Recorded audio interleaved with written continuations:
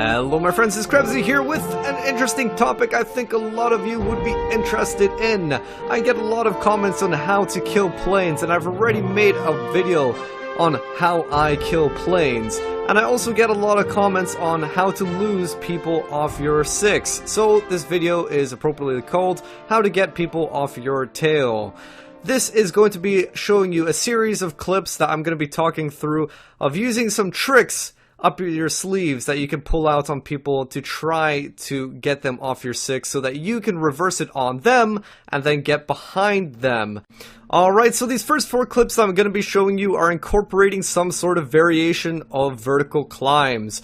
In this first game, I'm chasing down an enemy to kill him with my LA5FN. When I see tracers behind me, they're not shooting at my target, so it's not a kill steal. They're shooting at me.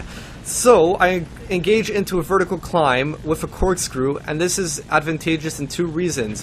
One, by going into a vertical climb, if you're the plane with a more powerful engine, you'll be able to climb higher than your opponent who's chasing after you, and thus they'll be able to stall before you do, while you can do a hammerhead on top of them. Also, if you're a plane that has a good turn time, for example the LA5FN like I do, you can also make it difficult for the enemy to keep up with your corkscrew. And so I managed to get behind the Spitfire. Normally a Spitfire would be able to catch up with me, but since I'm using the LA5FN and it still has a decent turn time in comparison to other planes, the Spitfire could not keep up with my turn, and also that climb at the same time. So the next game is on African Canyon and I'm using my BF-109.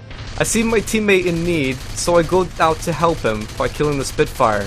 But, at the same time, I get sideswiped by an Me-410 who severely damages my BF-109. Although it might be hampered severely, I engage into a vertical corkscrew, and although the Me-410 was doing a dive, he has a lot of speed and he can catch up with my climb, he simply put does not have the same turn time as my plane. No matter what he tries to do about it. He's an Me-410, not going to have the same turn time.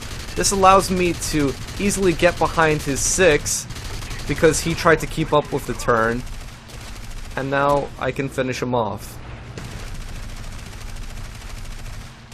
So in another instance with my BF-109, I do a head-on with an LA5F. I get a bit worried here. I did not damage him, so we're going to be doing a bit of dogfighting.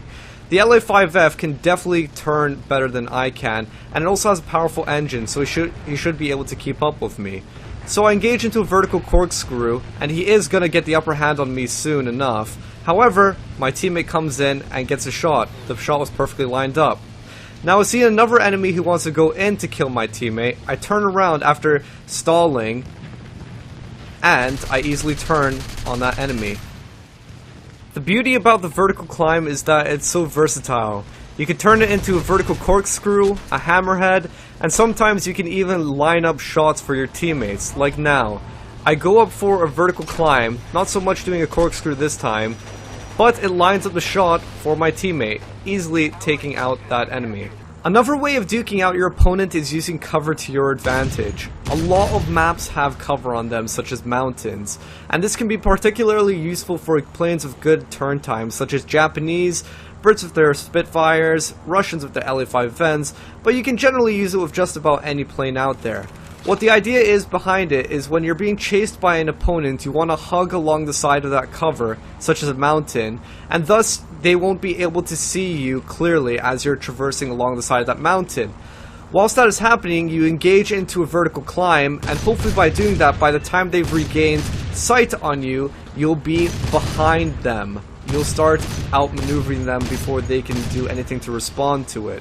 Displacement rolls can be particularly good against people who don't have good control of their plane's speed.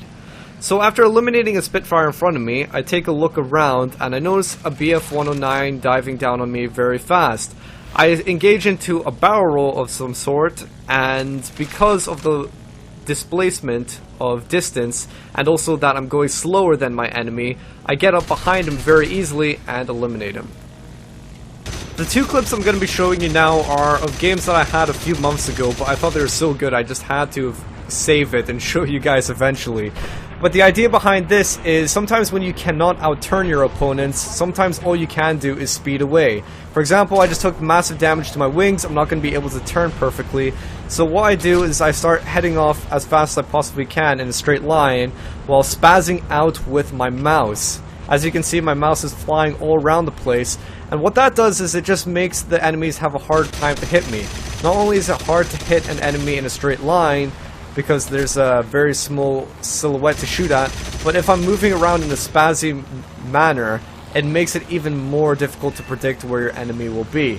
So this is an extended clip, and I'm just showing you guys a build-up of what's going on. But it's a massive furball. I'm turning like mad after surviving that first initial encounter, but there's planes on me, they're damaging me, I'm turning, and I'm gonna quickly realize soon that I can't stick in this furball for too long. Plenty of enemies around me, I'm gonna die if I'm overstaying. So, I try to take down as many people as I possibly can, do some damage, but I'm gonna realize, wait, my flight parameters aren't great, my wings are severely damaged. It's time I start doing a number of these spazzy maneuvers, heading off in a straight line, using the trees for a little bit of cover.